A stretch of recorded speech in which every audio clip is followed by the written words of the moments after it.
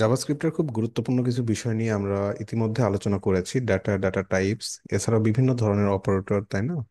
So কিভাবে operator গুলো কাজ করে, লজিক্যাল অপারেটর এবং লজিক্যাল অপারেটর কিভাবে একটা কন্ডিশন বা কিভাবে একটা লজিক ক্রিয়েট করতে পারে, সেই বিষয়গুলো মোটামুটি আমাদের আলোচনা হয়েছে।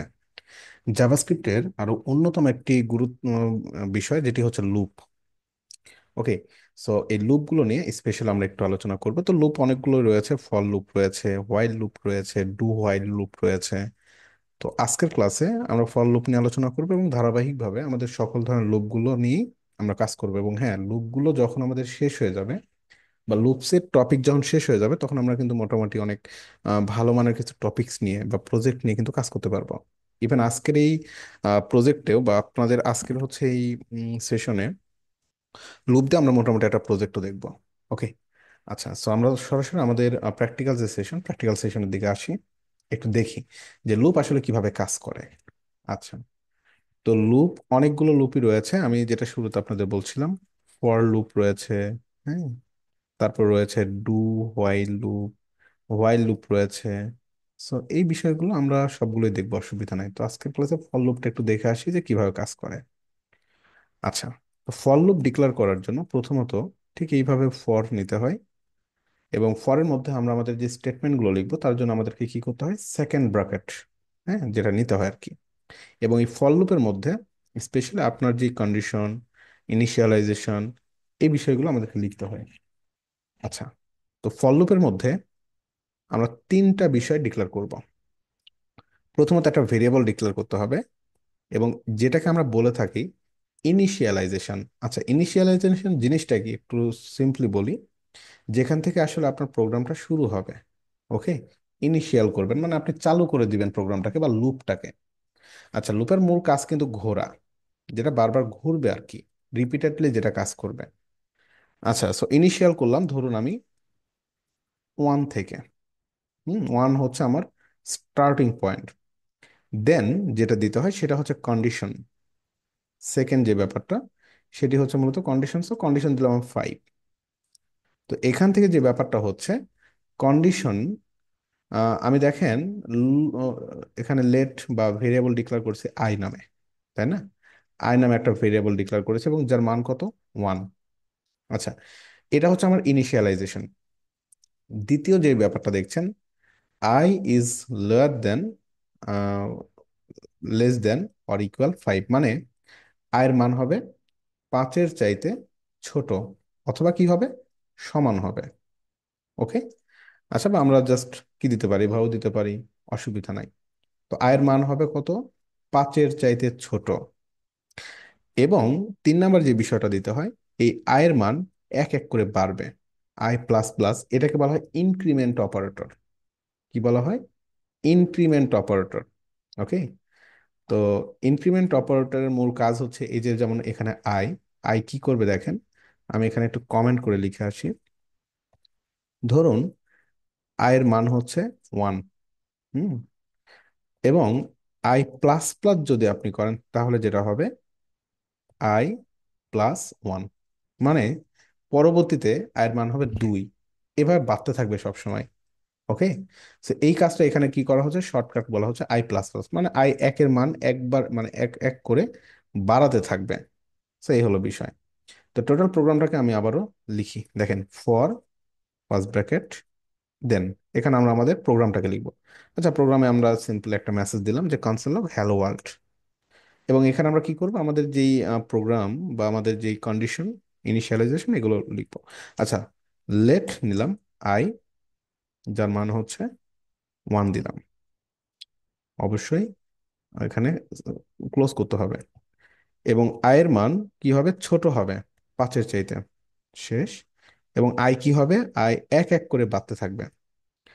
তো আমি যদি এটাকে কনসোল লগ করি এবং টার্মিনাল আমরা একটু গিয়ে দেখে আসি কি ঘটনা ঘটে। So আমরা কমান্ড করলাম নোড স্ক্রিপ্ট ডট জেএস।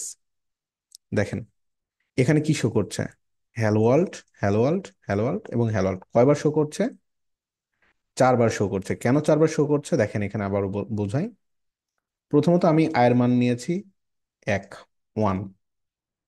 দ্বিতীয় কন্ডিশন আমি বলেছি কি, আয়ের মান হবে 5-এর চাইতে ছোট মানে কত? 5-এর চাইতে ছোট মানে কত? 4। ওকে, তো এই যে এখানে 4বারই কিন্তু শো করছে, এবং আয়ের মান একবার একবার করে বাড়তেছে।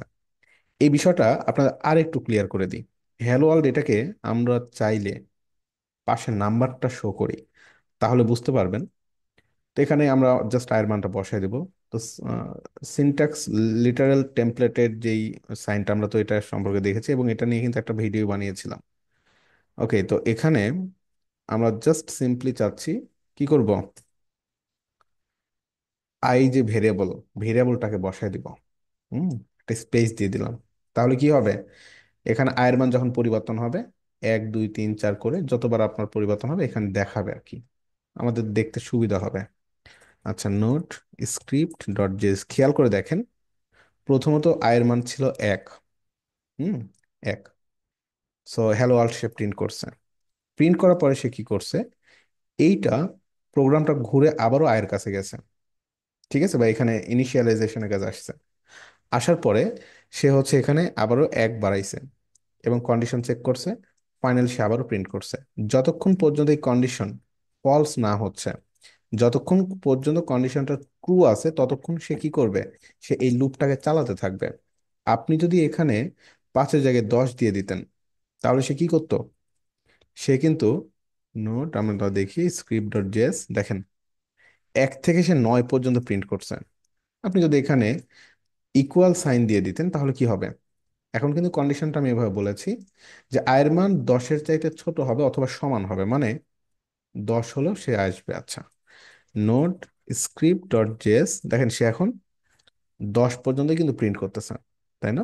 10 পর্যন্ত প্রিন্ট করতেছে। আচ্ছা, সো লুপটা আসলে এভাবে কাজ করে। আমরা একটা সিম্পল প্রজেক্ট দেখে আসি।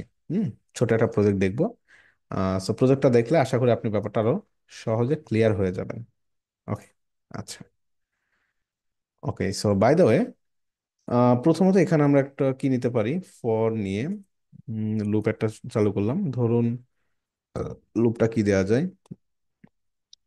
আচ্ছা, আমরা একটা ধরুন মাল্টিপ্লিকেশন বা গুণিতক বের করতে পারি, তাই না? আচ্ছা, গুণিতক কিভাবে বের করে দেখেন। লুপ চালিয়ে আমরা গুণিতক বের করতে পারি, মানে নামতা বাংলা কথায় যেটা আর কি। সো এখানে 1 থেকে শুরু হবে, দেন আয়ের মান আমরা কত পর্যন্ত নিয়ে যাব, নর্মালি 10 পর্যন্ত তো গুণিতক বের হয়, তাই না? 10-এর সমান অথবা ছোট। আচ্ছা, শেষ, এবং আয়ের মান এক এক করে বাড়বে। ওকে, আচ্ছা, সো এইখানে আমরা কনসোল ডট লগে আগে ট্রাই করি, পরবর্তীতে ডকুমেন্ট ডট রাইট আমরা করব বা ডমে করব। সিনট্যাক্স লিটারাল টেমপ্লেট নিয়ে নিলাম। ওকে, নেয়ার পরে আমরা যেটা করতে পারি, এখানে অবশ্যই আমাদেরকে আহ, কত ঘরের নামতা বের করব সেটা তো মেনশন করতে হবে, তাই না? আচ্ছা, মাল্টিপ্লিকেশন, ধরুন এখানে ডিক্লেয়ার করলাম 5-এর ঘরের। ওকে, যে আমরা 5-এর ঘরের নামতা বের করব। ওকে, তো এখানে কি করা যায়, আমরা নর্মালি নামতাটা আসলে কিভাবে হয়, 5, তাই না? তারপর কুড়ন, তারপর 1, অ্যান্সার কি আসে 5। তারপর কি হবে, 5, তারপর কি, কুড়ন 2, এইভাবে, তাই না? এভাবে আসতে থাকবে আমাদের যে নামতাটা আর কি, এটাই তো। সিম্পলি আমাদের নামতাটা কিন্তু এভাবেই সহ হবে।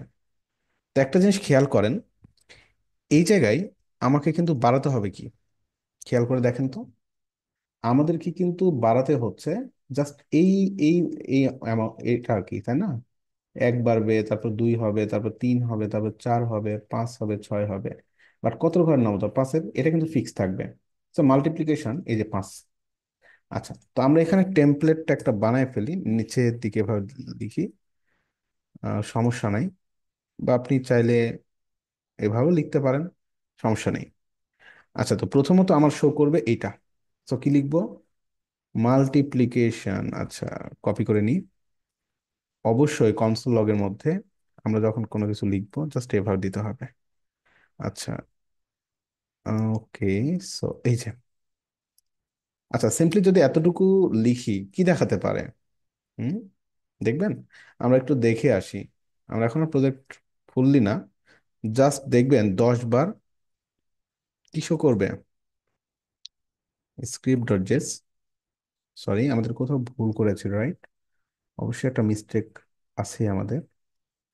ও আচ্ছা আচ্ছা, এগুলো তো আমরা কমেন্টের বাইরে লিখছি, যার কারণে দেখাচ্ছিল। নোট স্ক্রিপ্ট ডট জেএস, এই যে কি দেখাচ্ছে দেখেন, 5 5 5, তাই না?